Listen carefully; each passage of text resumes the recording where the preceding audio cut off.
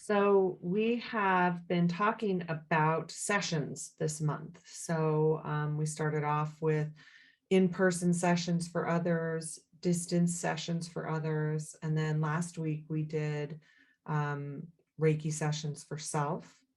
This week we are going to be talking about animal Reiki sessions and how to do an animal Reiki session. So, we obviously teach animal Reiki. That is, a lineage of animal Reiki, but obviously too, animal Reiki is outside of just that, outside of, that class as well. Many of us have been practicing animal Reiki for years.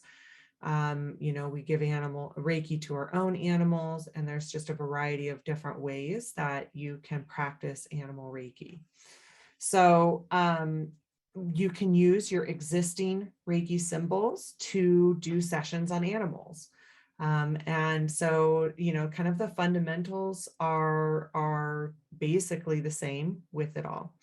The big thing to know that I think all of us have learned in different ways, and then especially as authors, we've all talked about our different situations with animals and examples with animals, is that to gain consent from an animal, like the animal also has a choice to receive Reiki or not. So that, I would say, is one of the big things to know, no matter how you practice animal Reiki, that the animal has a choice to receive or not. And Colleen and Sue and I all have our stories about the times where we learned that animals get to have consent as well.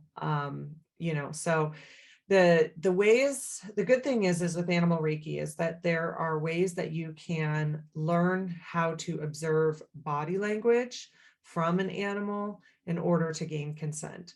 So, it doesn't just have to be from like an intuitive standpoint, although that is part of it as well.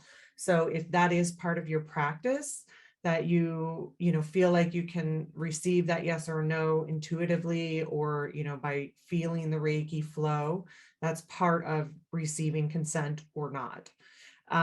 But if that is not part of your practice, or let's say you're new to Reiki, then the good thing is that you can observe an animal's body language by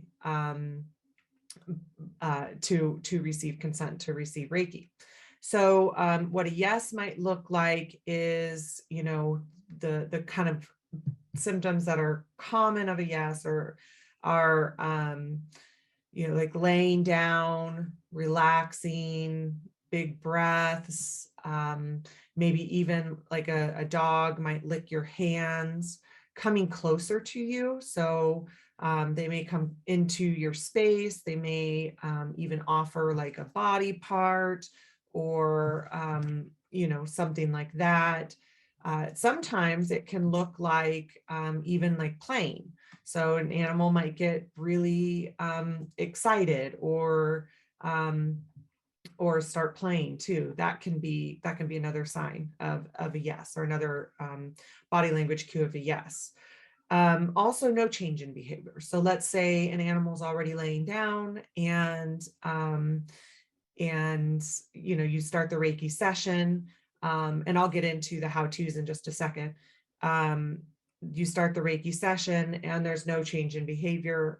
That is also indicative of a yes from a body language standpoint. A no is, generally speaking, no's are a bit less common than a yes. So a no might be like leaving, out of the room. They're like, okay, nope, I'm out. You might feel that intuitively, like kind of like either the Reiki's not going to flow, or there's some sort of kind of the animals, like there's like almost like a block, those kinds of intuitive feelings. A really kind of determined avoiding you, like going to the outskirts of the room, or like a stall, like very much turning away from you. A turning away doesn't always mean a no. Sometimes like they might be kind of offering their hind end for you to work on, like their back hips, especially in, dogs, things like that. So it's not always I know, but it's a definite kind of avoidance behavior. Like they're like, no, I don't want this.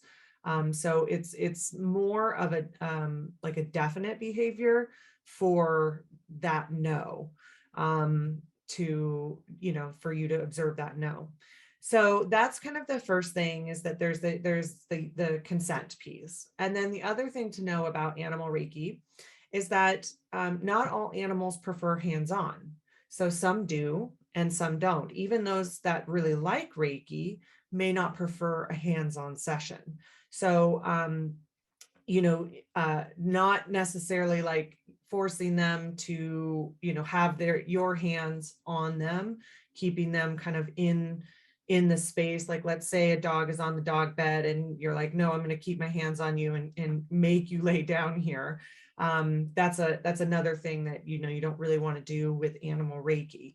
So, some animals love having hands-on Reiki and may even come up to you to have your hands be put on them, and then others don't.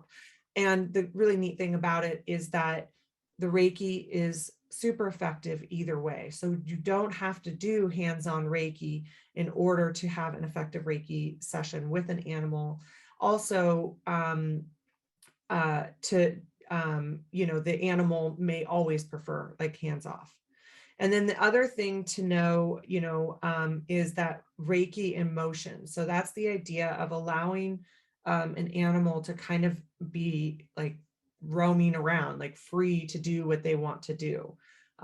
So with cats and dogs, especially, they may want freedom in their room. Horses in a stall, they don't necessarily need to be tied up in order to do a Reiki session. You can do sessions from outside the stall as well. And actually we usually recommend that for safety reasons. So that's the other thing to know about animal Reiki, is that you don't necessarily need to have them unless it's for safety reasons. We actually think that it's, more preferred for the animals to be able to kind of move around freely in the space. Now, if it's for your own animal, it's obviously a little bit different, but if it's other people's animals, the other thing to really consider is safety. So making sure that you and the caregivers, what we call the owner, the caregiver, and the animal is always in a position of safety. So that's another thing to always be considering. And then also that unless it's safer to do so, again, allowing the animal to have that freedom. Sometimes with, maybe an animal that has like a reactive behavior, it might be safer to have them, like on a leash or on a lead rope or something like that. But otherwise, the caregiver can feel comfortable to allow them to kind of roam around their space and also have interaction with the caregiver too. So they might come up and, get reassurance in the forms of pets or that kind of thing from the caregiver. So those are just a few things to consider outside of the actual kind of session steps, which we will go through also. There's a variety of ways to practice animal Reiki. So we have like our in-person sessions where we are with the caregiver and the animal. Sometimes, like if you're in a horse barn, you may not be with the caregiver. But where you're with the caregiver and the animal. You also have a distance session where you're just, doing a time. So like at 10:30 a.m. on Wednesday, I'm going to be doing a distance session for your animal. You may want to observe behavior or something like that. And then also you have like what's called a real-time session that's distance. So that would be doing a session over Zoom or over FaceTime is another common way to do that. And all of them are super effective.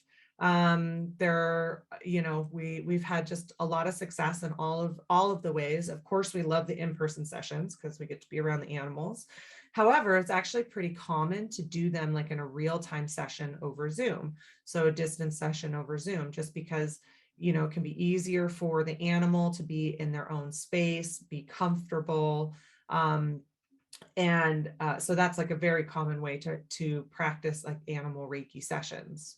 The other thing that I didn't mention about Reiki is, or the consent piece, is also getting the caregiver's consent to give the animal Reiki. They're in divine relationships, and it's also important to get the caregiver's consent. So when I said horse barn, I was like, oh wait, but if you're gonna, go from one horse to another, you'll want to make sure that you have the caregiver's consent to give their horse Reiki. So those are just kind of the outside considerations for an animal Reiki session, like the things to know. With animal Reiki, they are different than human Reiki sessions. So one of the big differences is that if you are doing either an in-person session or a real-time session, you will have your eyes open for several reasons. And, if you're in a position of safety, you can also go in and out of like kind of closing your eyes and then opening them. There is several reasons for that. The first is to watch the animal's body language. How are they responding to the Reiki? Big sighs, deep breaths, like on a horse, a relaxed hoof, a tail wag, things like that can give you an indication about how the Reiki is going for the animal. So that's one reason. And then the other reason to keep your eyes open is for safety. So, you have to make sure you're watching what's happening for the animal. And then of course that interaction between the caregiver and the animal as well, because sometimes caregivers can try to kind of manage the animal's behavior. And sometimes that can put them in a position of being unsafe. The few other distinctions are, let's see, we talked about distractions. So there can be a lot of distractions in animal Reiki. Animals can move around, other animals can come in and out, they can start playing. Sometimes caregivers are coming in and out, kids, noises, people at the door, so there can be all sorts of distractions with animal Reiki. So that's another big difference, because with human Reiki, whether we're doing an in-person or a distance session, like, generally the environment is more quiet, a bit more controlled. You play your music and kind of what to expect. With animal Reiki, you can need to be flexible. And then you can have like a lot of the distractions that can happen. And then another really big distinction is the time. So generally speaking, human sessions we'll just for ease say they're an hour, right? Like you come in and you have the session for about an hour. With animal Reiki sessions, they can be as short as 10 to 20 minutes. And so that's another big difference, that animals just don't have kind of the same layers that humans do. And so the Reiki can be really efficient for them. And sometimes they can, especially dogs, like they can have sessions for 10 to 20 minutes and then they can be done. And a lot of times either the Reiki will tell you that they're done, or they may even like get up and leave the room and go somewhere else. And that can indicate that they're done with the session. They can last up to an hour or even longer, where sometimes, you're like, okay, we got to end the session now. But it's good to know that the animal sessions can be shorter by quite a bit. So if you're like wondering after 15 minutes, you're like, oh gosh, I just don't feel the Reiki flowing. What's that about? It's because the session might be done. So those are kind of the big distinctions between animal and human Reiki and the things that you need to think about. So as far as the sessions are concerned, they are ran a lot like a human session. One thing that I will say with animal Reiki that I'm always really cognizant of doing is I'm actually always doing preparations before I start the animal Reiki session.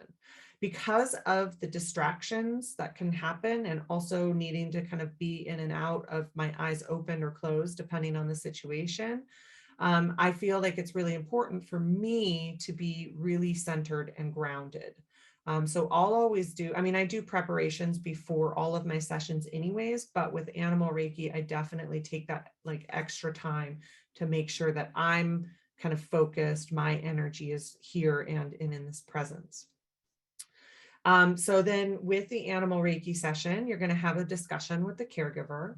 You know, what is the animals, what are the animals' needs? What called you to make a session today? And obviously, if you're your own caregiver, you know, you'll know all of these things. You can play music if you want. You know, so the only thing to know is that obviously animals' ears are more sensitive than yours. Usually the music is more for you and potentially the caregiver to be in a relaxed state than the animal, but just being aware of your volume with it. And so then from there, after the interview, I'll always do an extra preparation where I'm going to draw my symbols in my hands, potentially even put the symbols, you know, in the space around me, or beam it in the space around me, depending on, you know, the caregiver may not have Reiki, so I may not draw the symbols like on the walls. You can also do like a quick guided meditation for the caregiver in this time. That can be really helpful because a lot of times when people are calling you for an animal Reiki session, it's also stressful for the caregiver. So doing that, you know, quick guided meditation, or just even like, you know, close your eyes and take some deep breaths, and putting Reiki in the space around both you and the caregiver can be really helpful for the session, and really helpful for the caregiver as they're navigating, you know, a difficult time. So then you're going to start with the session. So this is where you're going to have Reiki activated within and all around you. And then you're going to ask for the animal's consent. So would you like a Reiki session? And then you're going to watch for their body language cues, again, those yeses and nos, and you know, look for that. And then also your intuitive impressions as well. So if you feel that Reiki flowing, or, you know, it's a definite yes, then you know. Now, sometimes it is a no. Usually with no's, it's just, I just don't feel like it today. So those are, you know, it's not like, oh, no, never, but nope, I'm just not in the mood for Reiki today. And then you're going to start sending Reiki. So there's a variety of ways that you can do this. The one thing to know about it is that you never want to, like, it's one thing to have your hands open and passively kind of sending them Reiki, like if they don't want a hands-on session, but really intensely beaming at them, or like chasing them around, beaming at them, can make the animal a little uncomfortable. So, you know, we want to be more relaxed about it. So you can, you know, send with your kind of your hands open. Usually they're going to be down by your side, but because I'm sitting, you can send with your hands open. If you're distance, then you can use a surrogate. You can also use Gyoshiho, which is the Japanese Reiki technique, Reiki with your eyes. That's a really good way to send, especially like if they're across the room, or like if a horse is at the end of the pasture or something like that. You can also use Kokiho, which is Reiki with your breath, another Japanese Reiki technique, where you're blowing either into the surrogate or maybe into the animal's body. Not all animals like breath. So that's the big thing to know about that. Like horses love to share breath. Dogs, you know, you blow in their face and they can be like, you know, so you may not want to do that with all species. So then you'll be sending Reiki. You can do bios and scanning here. So this is a really good place if you're in person, even if the animal's not in front of you, you can, or not like right on you, and it's maybe on its bed, like across the room or something, you can still do that scanning on their body and notice, look for any changes in your hands, or again, like that stopping sensation that many of us experience. You can also do that with the surrogate as well, where you're doing bios and scanning for the animal. An animal might offer you a body part. So if an animal comes up to you and, like I said, offers their hind end, or like a horse can offer like a shoulder, or they put their head in your hands, things like that, like an animal can offer you a body part, and that can also be an indication that they want Reiki there. So it's kind of like bios and scanning, but the animal is running the session. And that's the other thing to know about animal Reiki sessions, is that, the animal's an equal participant in the session. So that's why it's important to watch their body language. Also having interaction with the caregiver during this, asking questions. Is this normal for your animal to be doing this? If it's a species that you may not know that well, like let's say you don't know horses that well, you can ask the caregiver about different, body language cues, or different body language during the session, or different things, like even about horses. Is it normal for a horse to like relax their back hoof? So things like that. And the caregiver can also feel comfortable kind of narrating, like, oh, did you see that breath in and out? Did you, oh, there was a yawn? Those kinds of things that the caregiver can also, kind of interact with you during the session, because that's very common with animal Reiki. Also, if you do have a practice that kind of receives intuitive impressions, you might have some questions that may come up for it, like, oh, did you change the animal's water dish recently, or something like that. So those are the things that could come up during that Reiki part of the session. So then after either a certain amount of time that you've set out for the session, set aside for the session, or if the animal indicates that the session is over, whether through body language or through your like intuitive impressions, then you'll finish up the session. Then you will thank the animal, the caregiver, Reiki, all whoever you want to thank, any enlightened beings that might have joined you.